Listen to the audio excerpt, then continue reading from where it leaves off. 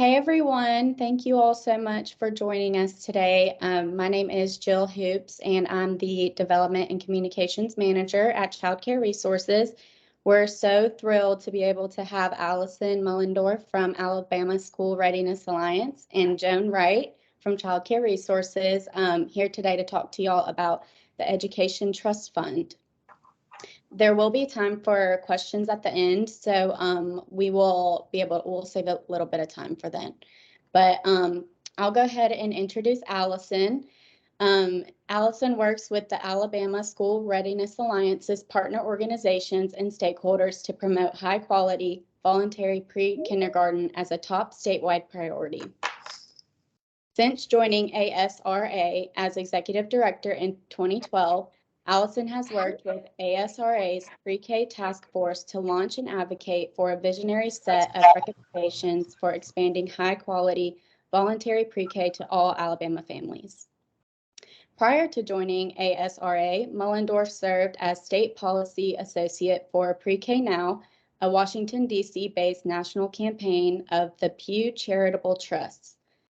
Allison has also worked in the Oregon State Senate and at the Children's Institute, which is a leading early childhood advocacy organization in Oregon. She began her career as a pre-K assistant at La Mesa First United Methodist Church in her hometown of San Diego, California, and she holds a bachelor's degree in politics and Spanish from Willamette University and a master's degree in education policy from the University of Maryland.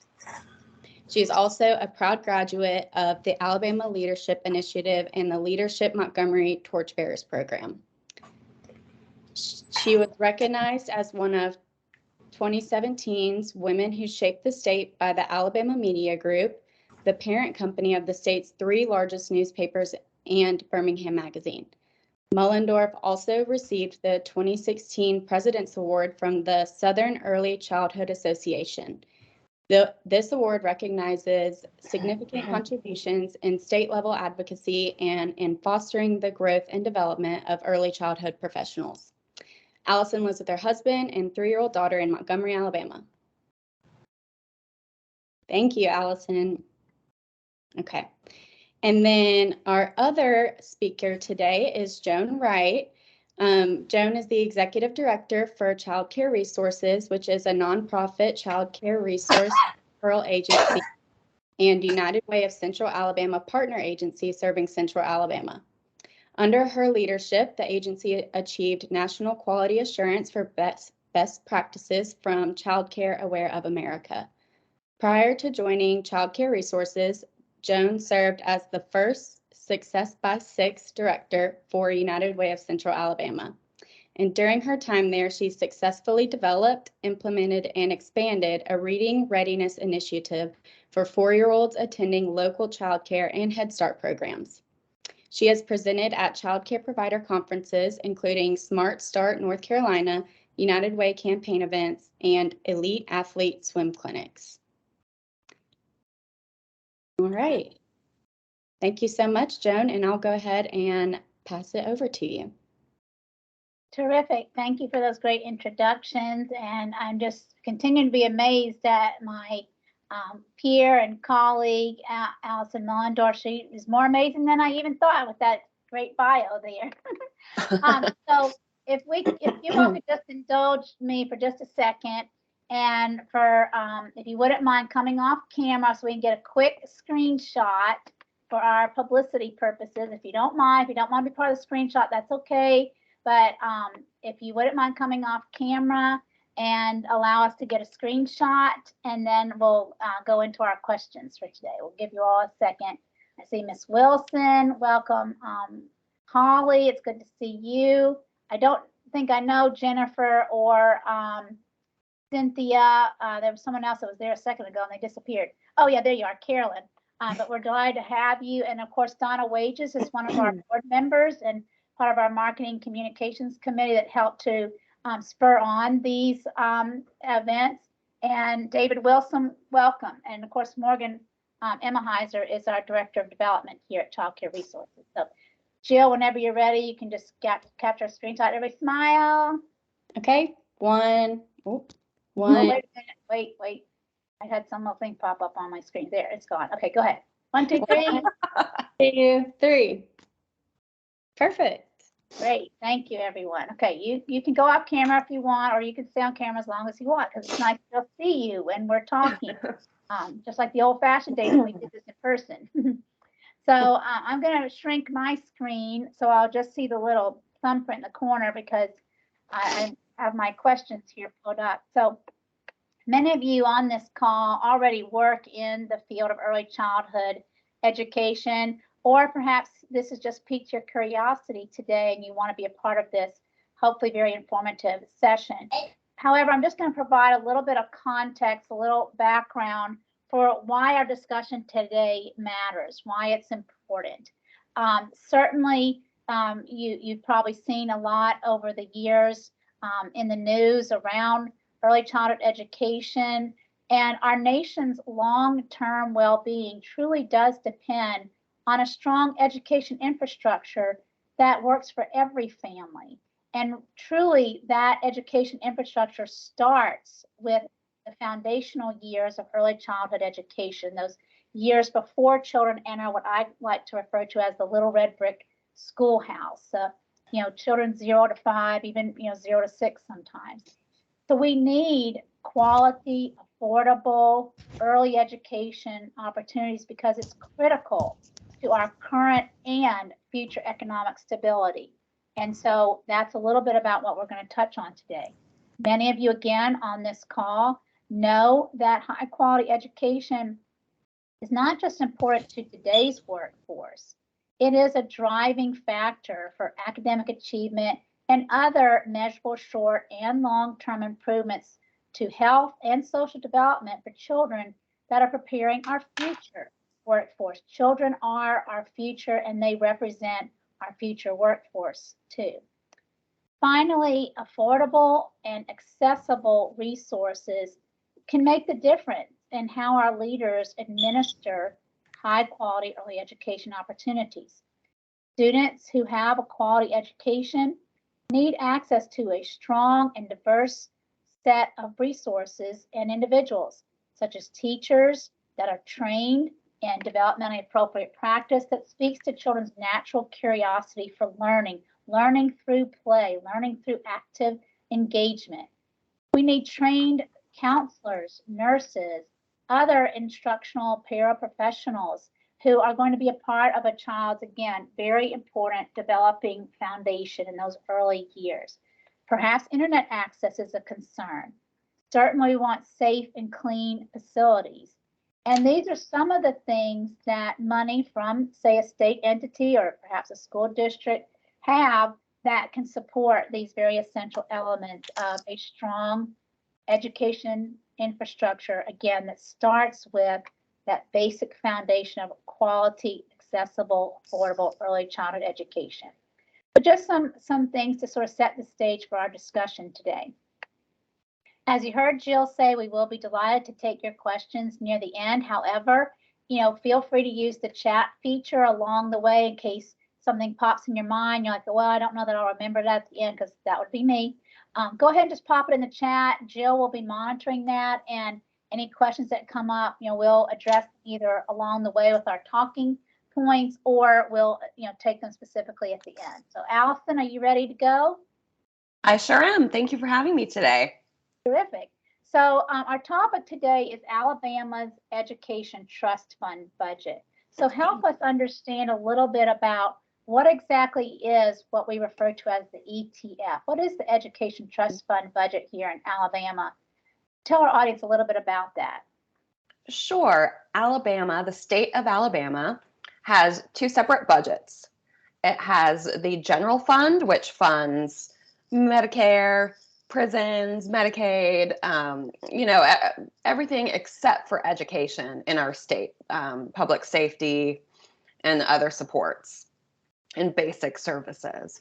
And then the Alabama Education Trust Fund budget is an $8 billion budget at this point that is for education, birth through college in our state of Alabama. So every year the state legislature, the state Senate and the state House of Representatives, come together in January or February through the spring to appropriate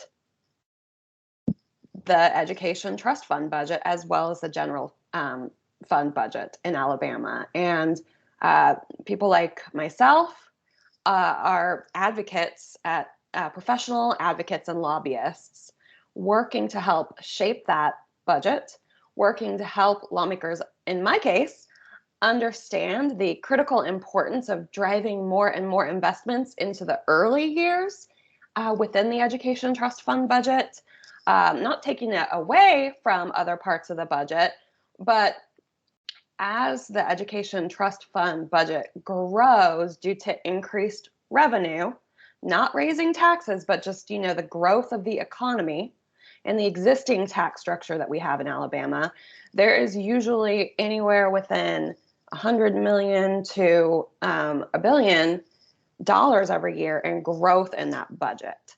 And we have been lucky since the Great Recession to have growth budgets year over year, I think starting in 2012.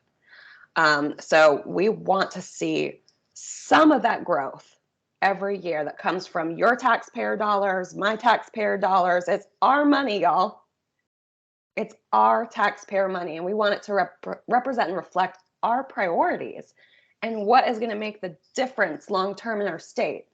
Because the general fund budget, which typically struggles more than the education budget, because of the growing costs of prisons, because of the growing cost of healthcare, if we invest in education starting from birth, we will reduce those spiraling general fund costs, the need to build more prisons, and everything that is choking the general fund budget in our state. So that's a little background, and I'm happy to answer more questions, Joan, as we go along. Great. So you mentioned some there, Allison, about where the revenue comes from for the Education Trust Fund, and that it has been benefiting from growth. So without, raising taxes in Alabama, tell us a little bit about how does the revenue for the Education Trust Fund budget grow, and just touch on briefly what's the different revenue stream for the general fund budget. Mm-hmm. Well, actually, I don't have that in front of me, but the main driver of growth in the Education Trust Fund budget are our personal income taxes and corporate income taxes. We pay state income taxes and we pay federal income taxes, and the state taxes go toward the Education Trust Fund budget. And when more people are working and the economy is growing and unemployment is low, which it is, then we do see tax receipts from those income taxes grow. And then the general fund budget is made up of more specialty taxes that don't have such reliable growth. But I know the legislature is working on that. And the legislature also worked to stabilize the Education Trust Fund budget in 2011 with the Rolling Reserve Act, which stashes away some of that growth every year for when we have another recession. So we're saving for a rainy day, as well as investing in what works. Great, that was a wonderful explanation. Thank you. So when we look at, the focus of the Education Trust Fund is indeed education, and you did mention that the more we can funnel to early childhood education, as you and I know, and again many on this call, we know from valid resources and research that when you invest in quality, affordable, early education, it does have some of those payoffs you mentioned, like lower prison costs, lower healthcare costs, because if we give children truly the best start in life and set them up for a foundation of academic and life success, it can help reduce some of those costs that you talked about. What challenges, though, do you see facing our education environment in Alabama? There is no shortage of challenges, and that's the main issue. Is we continue to rank near the bottom in reading and math when you look at national, state by state assessments, and that's not acceptable.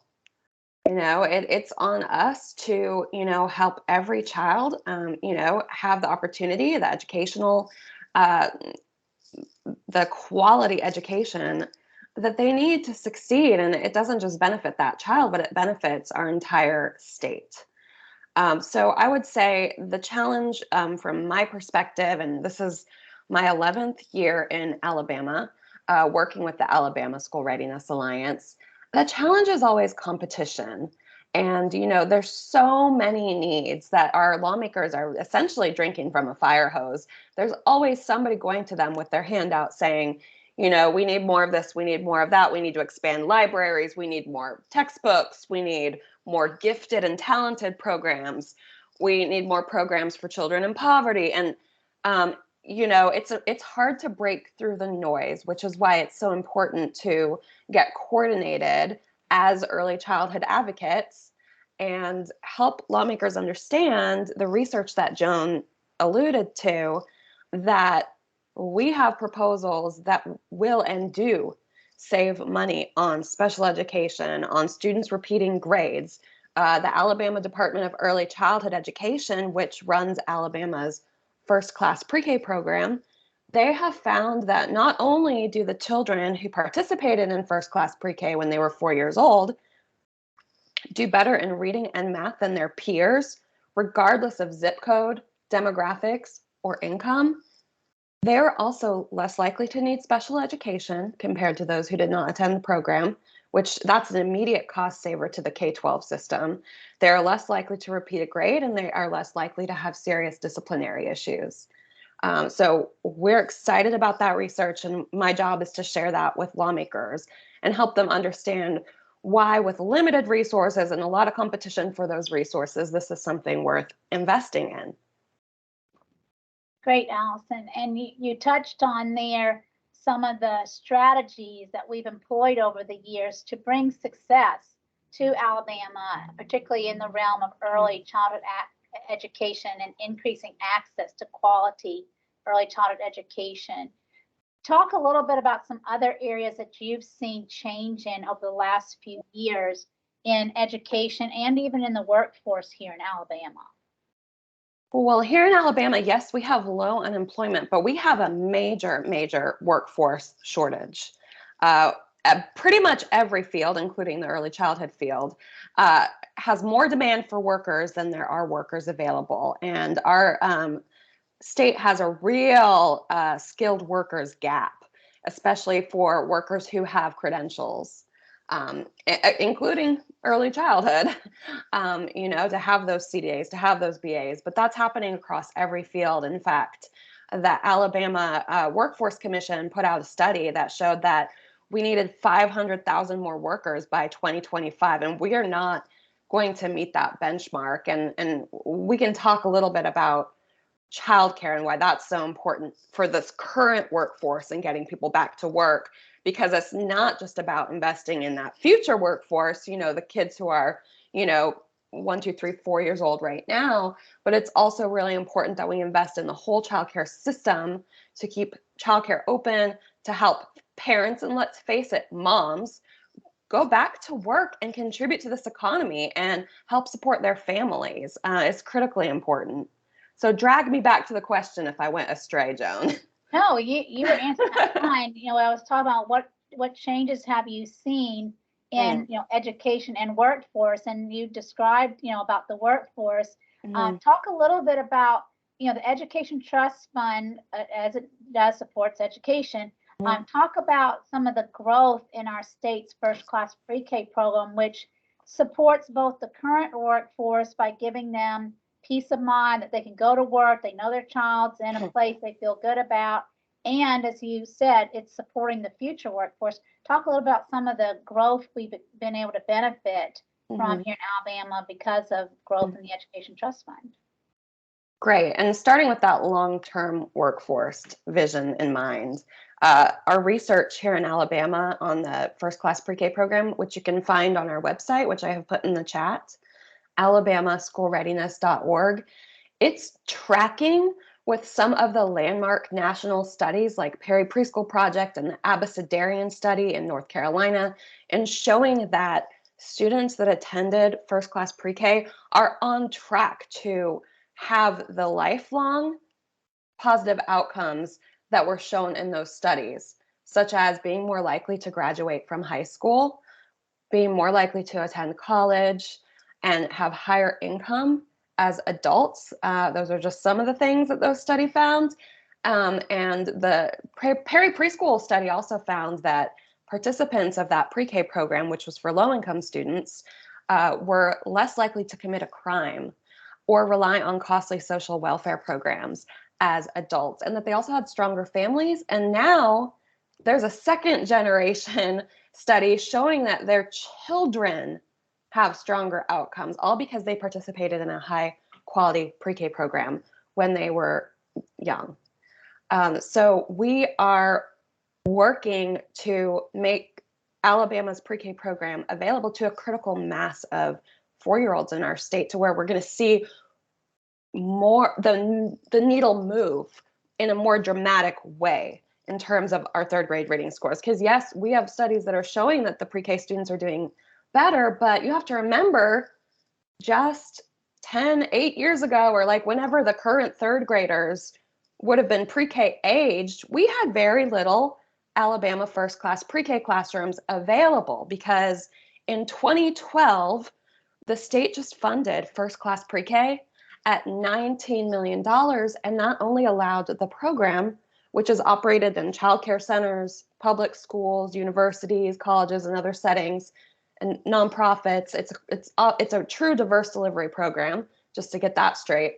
But it only served 6% of 4-year-olds in our state, and it was nationally recognized for its quality, meeting all 10 of those research-based quality benchmarks recommended by the independent National Institute for Early Education Research.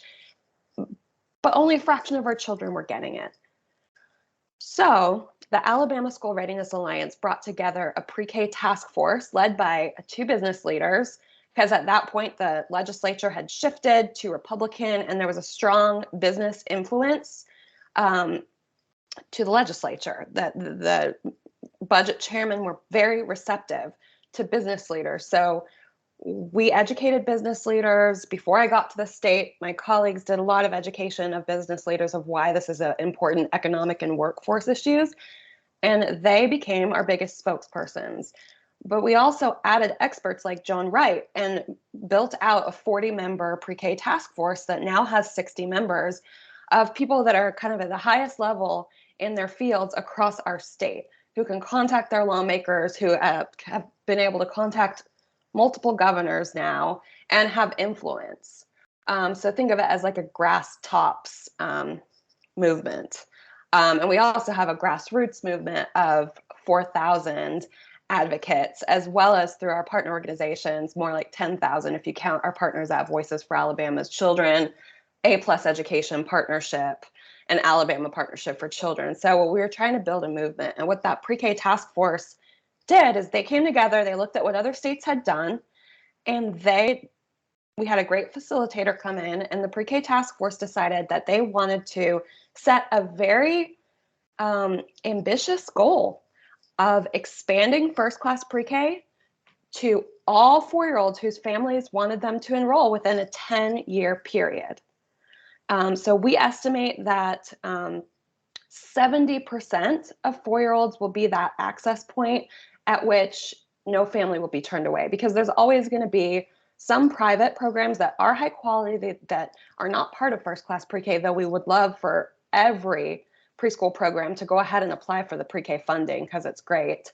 And we anticipate that some parents will want their children home, depending on that child and family situation.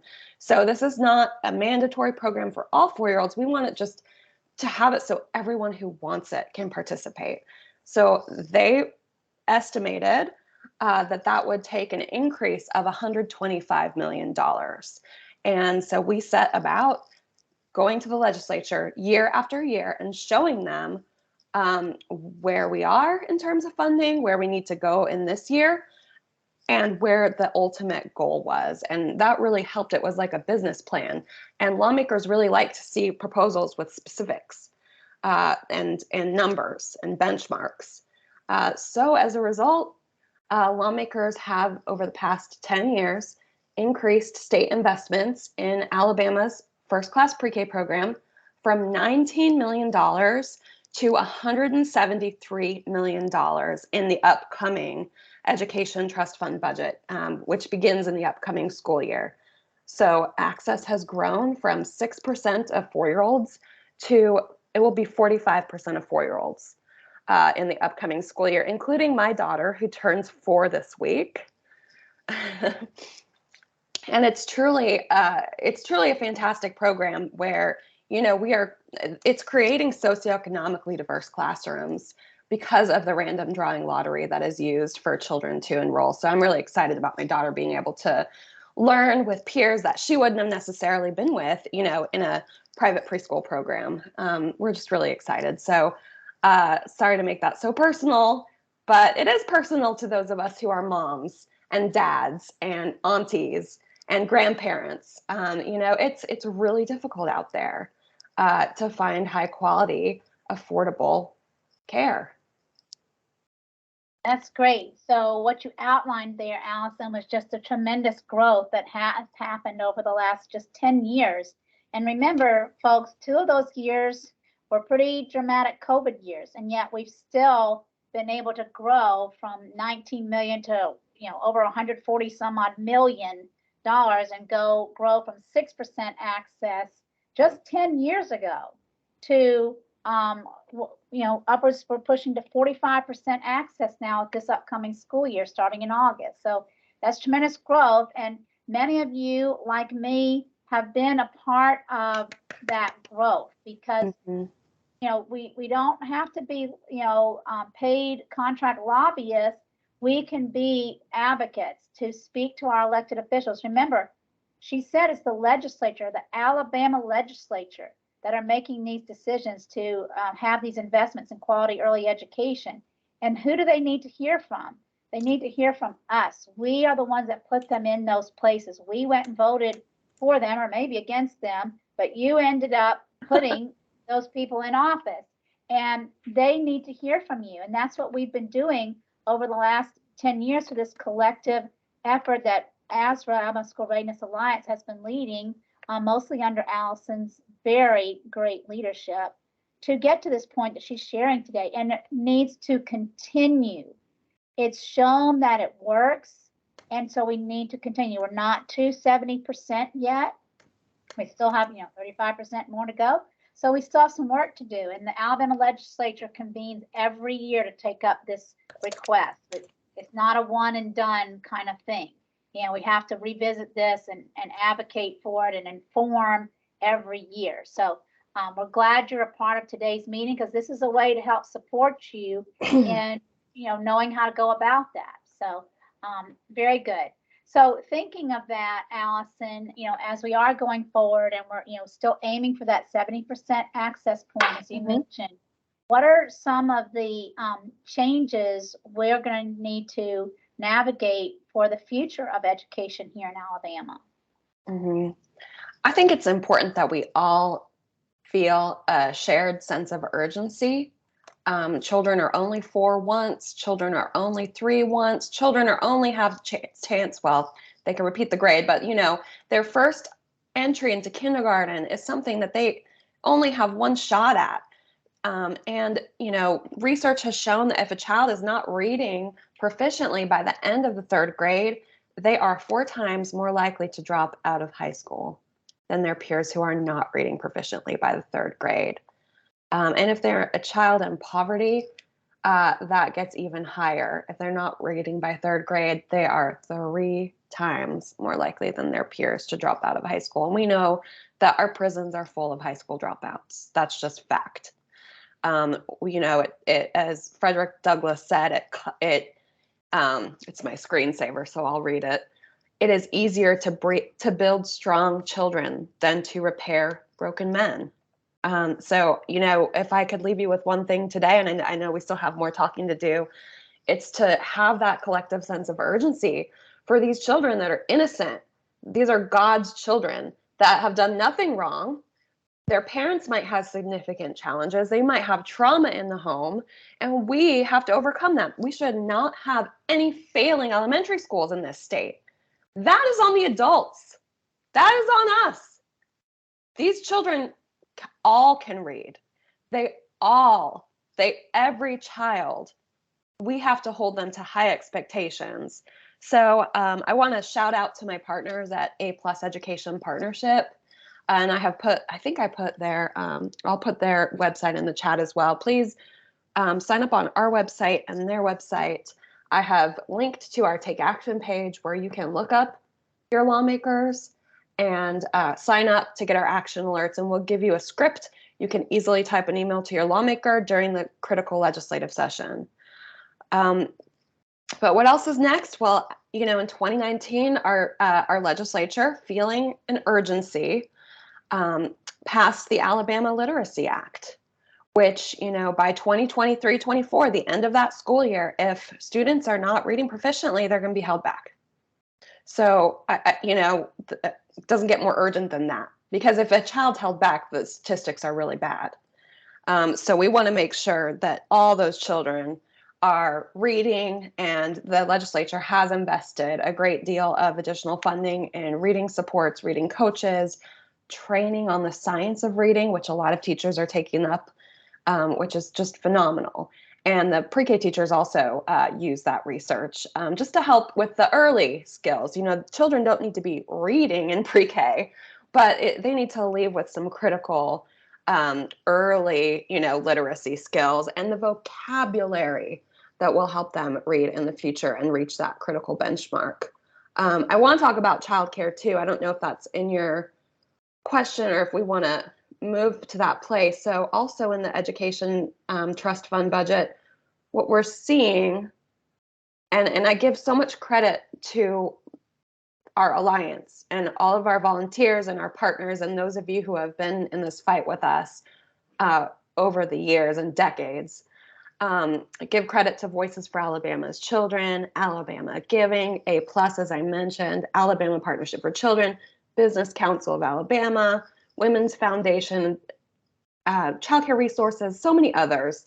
What we're seeing in Alabama, which excites me and gives me hope, is we're seeing the excellence that we're recognized for in pre-K and a desire among policymakers, governor, and everyday Alabamians to push that excellence that we see in pre-K up into elementary school.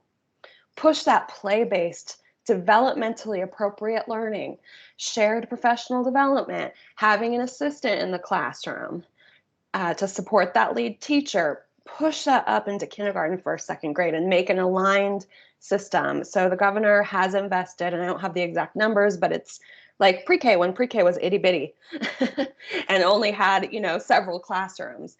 But elementary schools can opt into the pre-K to third grade integrated approach, and they can get resources, coaches to make sure that the elementary schools are ready to carry on that torch.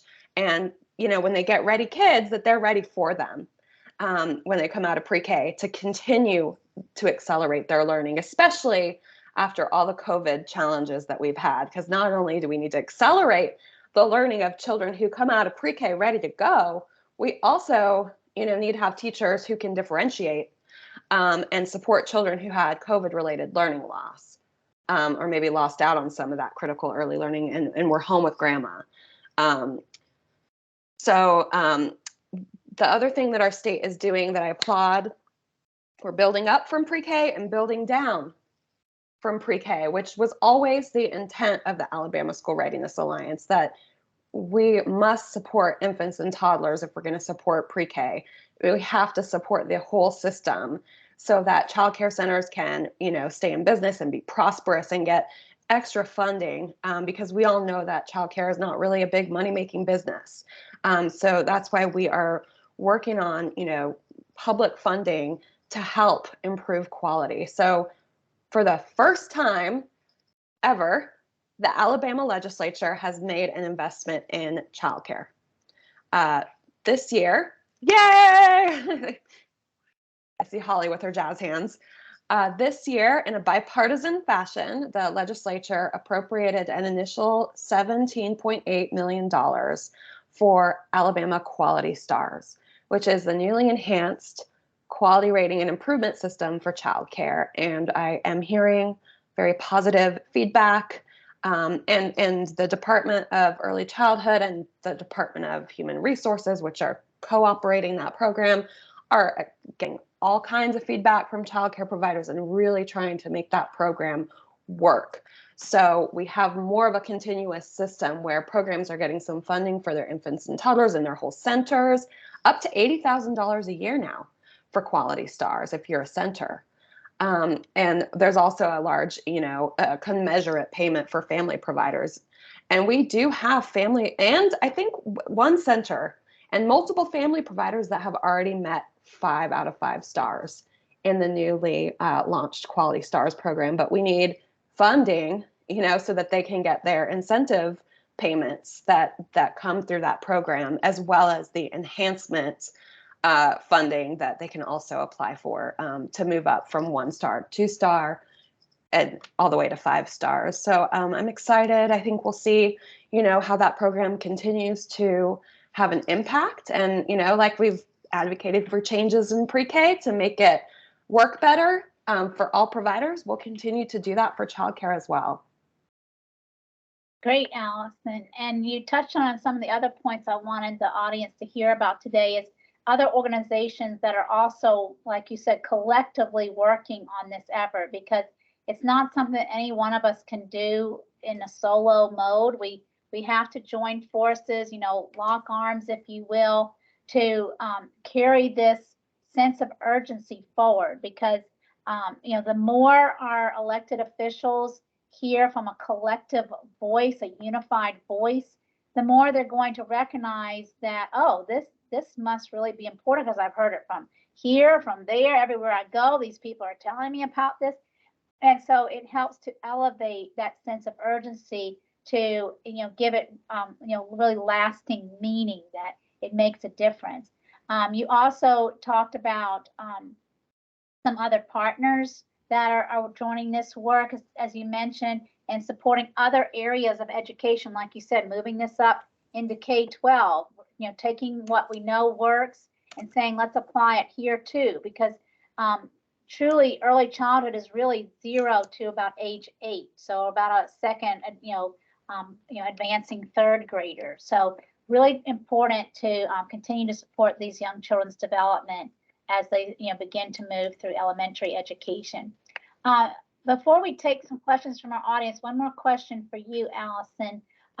What are some other resources that educators need to know about that you touched on today? You mentioned some of them. You talked about quality rating and improvement system, our 5-star, what we refer to as QRIS. What else might our audience need to know about that can help them with some of this information we've shared today? Great. Some of our partners at the state and at Alabama Partnership for Children and others are working on an online portal for all things Alabama families. So if you have families you want to refer to many different programs, you can go to Alabama Family Central. I believe it's .gov. And find links to the programs I mentioned today, as well as Help Me Grow and so many other things, including a program that I was excited to help bring to Alabama called Feed Me Words, which is really not a program. Let's say it's a lifestyle. Feed Me Words is a campaign where anyone can go to feedmewords.org or Feed Me Words Alabama. Maybe Jill can find the link. And it's all about language nutrition for young children and how we can talk, sing, and read to our babies in childcare, in the doctor's office, in the hospital, when mamas are giving birth, and the way that we can just infuse language, books, and early literacy into everything that we're doing. So that is kind of a central resource for everything early literacy. So it's all connected with that goal of getting all these children reading by 3rd grade. It starts with what you do, those of you who work with young children, I mean, it truly starts with parents and the parents working with you to help these children meet these developmental milestones and have language-rich, positive, loving environments. And I mean, I guess I'll close with this. The research has found that children, even in the midst of trauma, they only need one relationship with an adult, a caring adult, to overcome that trauma. They just need that one strong relationship, secure attachment that can come from you. That can come from their pre-K teacher. For one of my board members who grew up in severe poverty, drug-ridden environment in Clanton, Liz Huntley, she had that one person was her first pre-K teacher in that little Head Start program that they built in Clanton during desegregation to get their children ready for school. And she's now one of the top lawyers in our state. She beat the odds. She had that secure attachment. That's it. It's that simple. So I hope that gives everybody hope that we can build a stronger future for our children. That's great. A great way to end today's session. And I think you provide a lot of good information, resources, and some action steps that today, starting right now today, each and every one of you on this call can be a part of. Like she said, you may be that one person in a child's life that is making a difference for them. You may be the only person that smiles at that child today. You may be the only person who gives that child encouragement today. We all need a little encouragement to get through our days, and especially children, especially if they're hungry, they're tired, they haven't had many positive influences in their life. You can be that difference maker. So we do have a few questions, and what I'd like to do, because we've had several more people to join us, if we could go ahead and, if you're comfortable, come off camera once again. For some of you that have been with us at the beginning, I'd like to get another screenshot. But this time, Jill, before you actually do the screen capture, I'm going to say 1, 2, 3. And you choose one of the reactions to show to Allison how much you appreciate her time and information today of your choosing, and we'll get a screen capture of that. Okay, so if you're willing and able, come off camera. We'll give you a second or two to do that. You look great. You look just fine. Your hair is fine. You look great. Don't give me the finger. Yes, please. or unless it's the thumbs up, which technically is not a finger, it's a thumb. So whatever. All right. I'm gonna give you the 1, 2, 3, and then you pick your little reaction. Go to the top of your screen and hover over the little reactions thing, and then it'll stay there for just a second or two, and Jill will get a great screen capture for us. Okay. So get your mouse over your little reactions thing. Think about which one you're going to pick. Yeah. Show Allison some love here. Okay, everybody ready? 1, 2, 3. Select it. Got it. Wonderful. Thank you. Okay, so I did see at least one question in the chat from David Wilson. Where did it go? David shares, and you can look at this too if you want in the chat. We have Advanced Ed, Cassie, Sachs, Cognia accreditations. Do you recognize these organizational standards? And what are the standards that Alabama is using? So can you take that, Allison? Sure, and I'm happy. If David would like to provide more context, he can unmute. And I can start if he's trying to get unmuted. For Alabama, I'm unmuted. Yeah, he's good to go. Thank you. Can't get the camera to work, but I'm unmuted. What kind of a program? Are you a private school? We are. We're part of a franchise. Okay, awesome. We're Primrose. We're part of the Primrose family. Oh, that's great. Awesome. Very high quality reputation. Well, for if you're interested in first class pre-K, the first class pre-K guidelines are, kind of like Head Start guidelines. They a lot of what you're already doing, if you have those other accreditations, will overlap with first class pre-K, but they do have quality standards such as the lead teacher must have a bachelor's degree in early childhood education or child development. The assistant teacher, and also there's funding in the grant to pay the lead teacher on par with public school educators. So they get paid for that credential. And there is funding for the assistant teacher as well to bump up that salary. So the assistant teacher must have a child development associate credential or the equivalent. The class sizes are 18 students with the 2 teachers. There's a certain number of professional development, and the Alabama Department of Early Childhood Education provides most of that professional development, and they have an excellent conference that's similar to the NACCE conference. Am I missing any standards that are really important, Joan?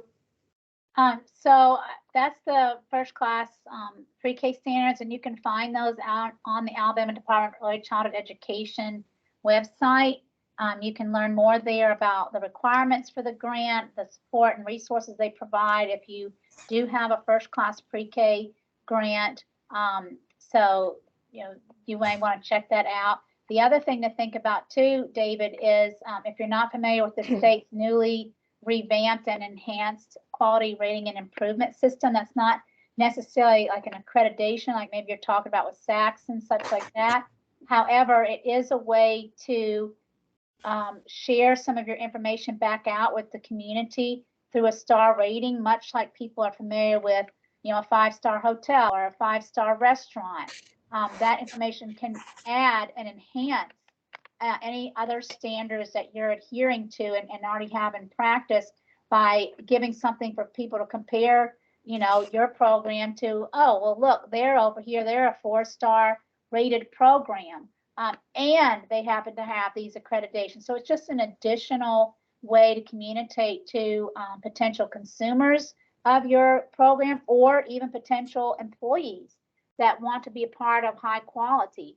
So you may want to look at that, and I think someone put that in the chat. AlabamaQualityStars.org is the page where you can go to learn more about that. And they have greatly increased the monetary incentives that go with that. I'm not sure if you're familiar with NACCE accreditation. That is an early childhood accreditation. It's one of the most rigorous early childhood education standards. I left that out. I'm sorry. We got that one too. Oh, great. Okay. Well, great. Yeah, Well, good. Yeah, that's the National Association. We started the for quality Education stars for too. Children. Yep, very good. Very good. So those are all the main ones you would want to consider for your programs here in Alabama. Yep. Does that answer your questions? Yes, ma'am. I do know that I want to add to that I know that the folks working on Alabama Quality Stars and that they were looking at the evaluation of the program and revamping it, that they crosswalked it with NACCE. So hopefully that makes it easier for those of you who have already gone through NACCE. I know what a lengthy process that is, that you can get several points just for, the things that you've already done.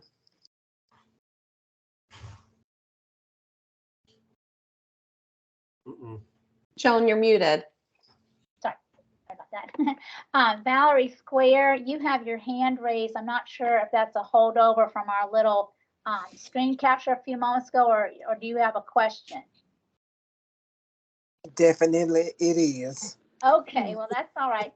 Does anyone? Okay, you just go back to that little reactions thing and just choose the lower hand and it'll go away. So yeah.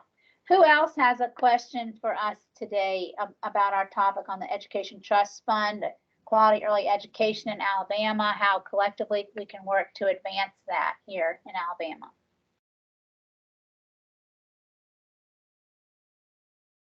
Anyone else have a question, or maybe you have a comment, something you want to share for the good of our group that perhaps enhances the information we've shared today?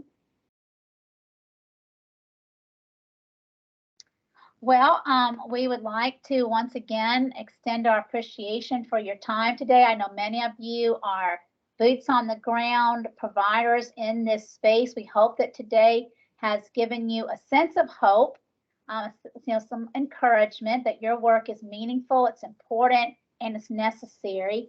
And hopefully we provide you with some additional resources to either consider accessing yourself or joining us in making sure that we can continue to advance the accomplishments we've made in early childhood. David, did you have something else to add? Would you, by chance, be willing to provide your email so in case we had any questions down the road that? Certainly. Sure.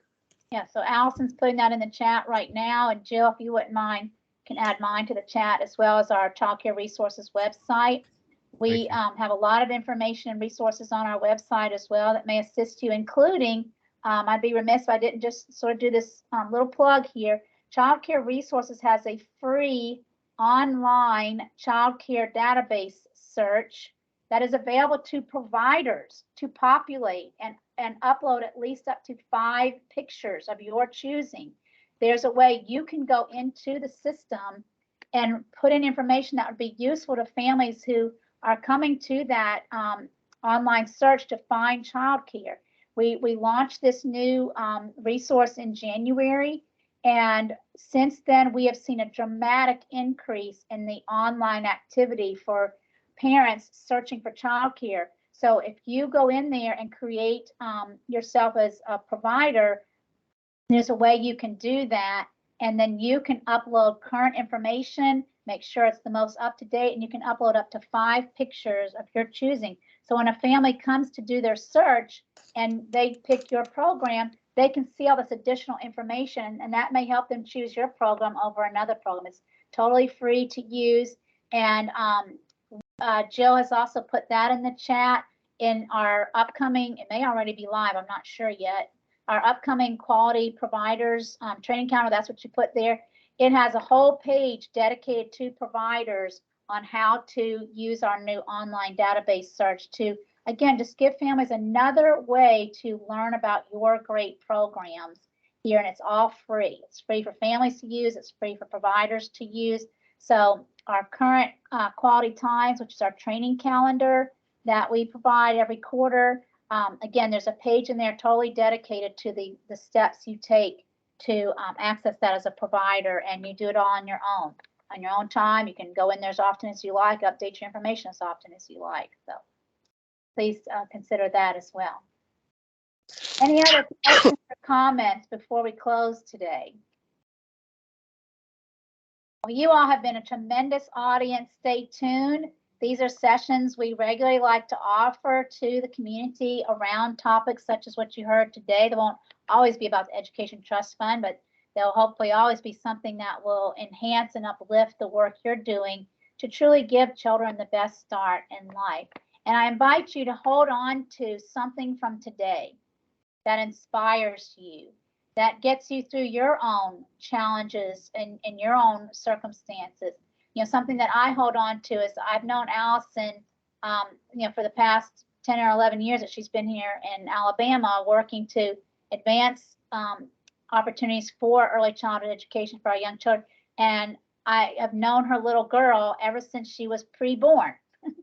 And to know that she's going to start first class pre-K this year is so exciting, because the work that Allison and others have done to make that opportunity available to her little girl is an opportunity that exists for other little children in our community. And it just takes, like she said, that one that's going to say, I care and I commit and I'm going to do this. And it doesn't mean it's easy. It doesn't mean it's always pleasant work what we do. However, I have found it's very meaningful, very meaningful. So think about something from today that you can hold on to get you through tough times, to remember that you may be that one person for that child that is making a difference for them. And stay tuned. You know, election season is coming up in just a few months, and the legislature will kick off again after the new year. Get involved. You know, our elected officials are people just like me and you. as my husband tells me, they put their pants on one leg at a time. And I usually do that too, otherwise I'd fall down. So, you know, get to know who your elected officials are or people that are campaigning for your vote. Get to know them. What's important to them that's important to you. And be informed and be involved. So I think that's all for us today, Jill. Anything else, anyone? We thank you. Please continue to check out our website. We post things all the time. You know, like us, follow us on our social media pages, and the same for Alabama School Readiness Alliance. And we wish all of you a wonderful day and enjoy the Independence weekend. And we thank you again for what you do to give children the best start in life. Bye-bye. Thank you.